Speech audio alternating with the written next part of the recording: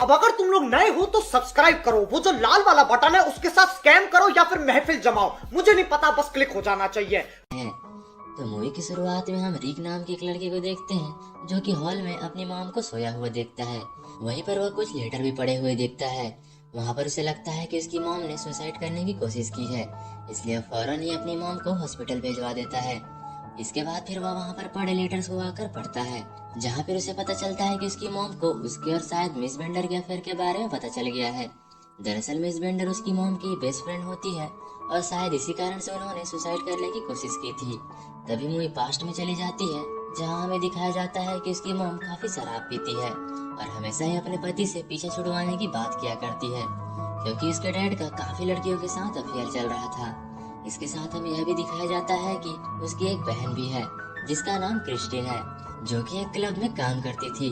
इसके बाद हम रिक के डैड को देखते हैं, जो कि अपने बच्चों की तरफ बिल्कुल भी ध्यान नहीं देते थे। इसके बाद रिक एक क्लब के ओनर से मिलने जाता है, जहाँ पर उसकी सिस्टर भी काम किया करती थी। वहाँ पर उस क्लब का ओनर उसे एक औरत के घर पर भेजता है और उसे काम पर बुलाने को कहता है। जब रिक वहाँ पर पहुँचता है तो उसे काम पर आने के लिए बोलता है, लेकिन उस औरत को काम पर नहीं जाना था, इसलिए वह रिक को सेड्यूस करने लगती है।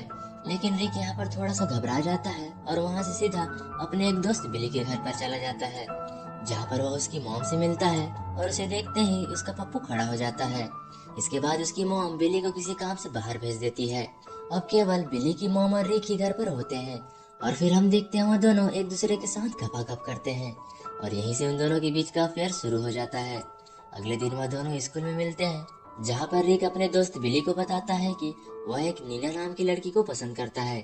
तभी वहाँ पर कार्लेस नाम का एक लड़का आ जाता है, जो रिक से शर्त लगाता है कि अगर तुमने नीना को अपने प्यार में फंसा लिया तो मैं तुम्हें $1000 दूंगा, लेकिन तूने अगर ऐसा नहीं कर पाया तो इसके बदले में तुझे कुछ देनी पड़ेगी।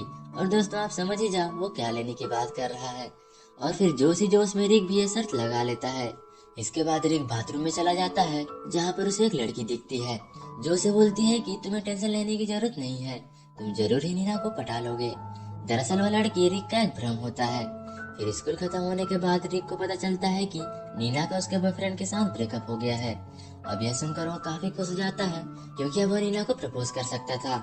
अगले दिन जब क्लास चल रही होती है, तभी वो देखते हैं एक टीचर पढ़ाते पढ़ाते ही भगवान को प्यारा हो जाता है और यह सब देखकर वो सभी बच्चे क्लास छोड़कर भाग जाते हैं। इसके बाद एरिक मीना से मिलता है और उसे डेट के लिए पूछता है। वहाँ पर उसका एक्स बॉयफ्रेंड भी था, जिसे देखकर नीना डेट के लिए हाँ कर देती है। अगले सीन में हम रिकी, बिल और नीना को एक कार में देखते हैं। दरअसल वह कार रिक के मॉम की होती है, जहाँ पर फिर वह लोग बातें कर रहे होते हैं। तभी नीना उन दोनों को बताती है कि उसे जोस कार्मेन का म्यूजिक काफी ज्यादा पसंद है। अब नीना को इम्प्रेस करने के लिए रिक कह देता है कि वह जोस कार्मेन को पर्सनली जानता है और कल उसके कॉन्सर्ट में जाने वाला है। यह सुनकर नीना काफी खुश हो जाती है और उसे भी अपने साथ ले जाने को कहती है। वहाँ पर वो तीनों बातें कर ही रहे होते हैं, तभी पीछे से कोई इस गाड़ी को टक्कर मार देता है, जहाँ पर फिर हमें पता चलता है कि उसके अंदर कुछ नन्स और चर्च के फादर थे, जो कि रिक से माफी मांगते हैं और कहते हैं कि मैं इसके बदले में सारे पैसे दे दूंगा। इसके बाद रिक फिर से उस बार के ओनर के पास जाता है और उसे कहता है कि मुझे एक कॉन्सर्ट की टिकट चाहिए, जिस पर उस बार का ओनर उससे कहता है कि इसके बदले में तुम्हें मेरा एक काम करना होगा, तुम्हें ज्यादा कुछ नहीं करना है, बस इस ड्रग्स के पैकेट को एक आदमी को देना है। जहाँ फिर हम देखते हैं वह उस ड्रग्स को उस आदमी को दे देता है और उसमें से थोड़ा सा अपने पास भी रख लेता है। इसके बाद वह अपनी कार खराब हो जाने के कारण बिली की मॉम के पास जाता है और उनसे कुछ समय के लिए उनकी कार मांगता है, जहाँ पर फिर वह रिक को कार दे देती है और साथ ही बिली को साथ में ले जाने के लिए कहती है। इसके बाद फिर बिली और रिक उस बार के ओनर के पास जाते हैं और डील के हिसाब से उससे कॉन्सर्ट की टिकट मांगते हैं, लेकिन यहाँ पर रिक को उस आदमी ने बेवकूफ बना दिया था और फिर उन्हें वहाँ से भगा देता है। फिर वह दोनों सोचने लगते हैं कि अब वो क्या करे। तभी यहाँ पर नीना आ जाती है, जिसे देखकर वह थोड़ा सा घबरा जाते हैं। तभी यहाँ पर बिली अपने पापा की कार को देखता है, तभी वो समझ जाते हैं कि उनके डैड उस बार के अंदर हैं और वहाँ पर वो दोनों लड़कीबाजी कर रहे होंगे। फिर रिक नीना से माफी मांगता है, क्योंकि वह नीना को कॉन्सर्ट नहीं ले जा पाया था। अब नीना भी उसे माफ कर देती है। अगले दिन स्कूल में एक नई टीचर सभी को पढ़ा रही होती है, तभी हम देखते हैं वह नई टीचर भी टपक जाती है और एक बार फिर से उन सभी को छुट्टी मिल जाती है। इसके बाद रिक कार शॉप में कॉल करके पूछता है कि क्या उसकी कार ठीक हुई है या नहीं, तो उस कार का ओनर उससे कहता है कि अभी कुछ और वक्त लगेगा, तब तक तुम मेरी कार ले जा सकते हो। इसके बाद हम देखते हैं वो सब घूमने के लिए निकल जाते हैं अब रात होने पर एक जगह पर एक पुलिस वाला उन लोगों को रोक लेता है, क्योंकि पुलिस वाले को रिक की कार में से एक डेड बॉडी मिली थी। दरअसल वो डेड बॉडी उसी मैकेनिक की थी जिसे कि रिक ने अपनी कार रिपेयर करने के लिए दिए थे। अब अगले सीन में हम रिक को पुलिस स्टेशन में देखते हैं, जहाँ पर इसके बारे में उससे पूछताछ हो रहा था। वहाँ पर वो बताता है कि उसे एक चर्च के फादर ने उस मैकेनिक के पास भेजा था। तभी वहाँ पर एक हॉट सी लॉयर आ जाती है, जिसे कि उस फादर ने ही रिक की हेल्प के लिए भेजा था। और यहाँ पर रिक उस लॉयर के कहने पर इन सभी चीजों का इल्जाम अपने डैड के ऊपर डाल देता है। इसके बाद वो पुलिस रिक को छोड़ देते हैं। इसके बाद जैसे ही वह घर पहुँचता है तो घर की हालत देखकर उसकी फट जाती है, क्योंकि उसकी बहन ने पार्टी के लिए अपने कुछ दोस्तों को वहाँ पर बुला रखा था। तभी रिक को कुछ पैसे कमाने का एक आइडिया आता है। इस बारे में वो बिली को भी बताता है, जहाँ पर वो कहता है कि आज रात को हम यहाँ पर एक क्लब ओपन करेंगे और कार्लेस को देने के लिए $1000 भी कमा लेंगे। तभी वहाँ पर बिली की मॉम आ जाती है, जो उसके साथ गपागप करने के लिए मरी जा रही थी। वहाँ पर वह रिक के साथ काफी अजीब हरकतें करने लगती है, जिसे कि रिक भी देख लेता है। इसलिए वो अपनी मॉम को एक दूसरे कमरे में ले जाता है और आज रात को उनका आइडिया काम कर जाता है और वो काफी सारे पैसे कमा लेते हैं। इसके बाद हम देखते हैं रिक नीना को एक कमरे में ले जाता है, जहाँ पर वो दोनों बातें करते करते करीब आ जाते हैं।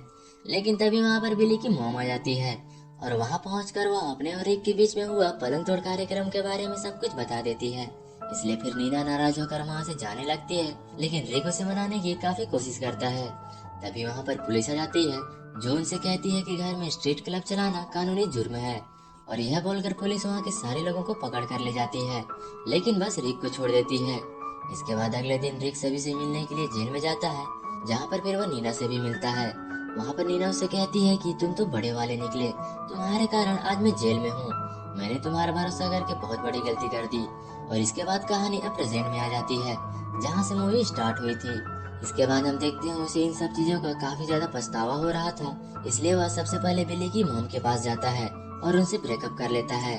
उसके बाद वो अपनी मॉम के पास जाकर उनको सॉरी बोलता है, जहाँ पर उसकी मॉम से कहती है कि तुमने जो भी गलती किया है उसे तुम्हें सुधारना पड़ेगा। इसके बाद वो उसी लॉयर के पास जाता है और उसे अपनी दुख भरी कहानी सुनाता है। इसलिए फिर वह लॉयर बाकी सबको छुड़ाने के लिए उसकी मदद करती है। और इसके बाद फिर रिक अपने मॉम और डैड का डिवोर्स करा देता है, क्योंकि वो दोनों एक दूसरे से काफी परेशान हो गए थे। इसके बाद फिर से वो नीना के पास जाता है और उसे माफी मांगता है, जहाँ पर फिर नीना उसे माफ कर देती है और यहाँ से उन दोनों का लव स्टोरी शुरू हो जाता है। और इसी के साथ दोस्तों ये मूवी यहाँ पर खत्म हो जाती है। तो यह थी मूवी बिहेविंग बैडली की कहानी। आई होप सो आपको पसंद आई होगी। तो प्लीज इस वीडियो को लाइक कर देना और इस चैनल पे नए हो तो इसे सब्सक्राइब करना मत भूलना। मिलते हैं एक और वीडियो में, तब तक के लिए बाय बाय, टेक केयर।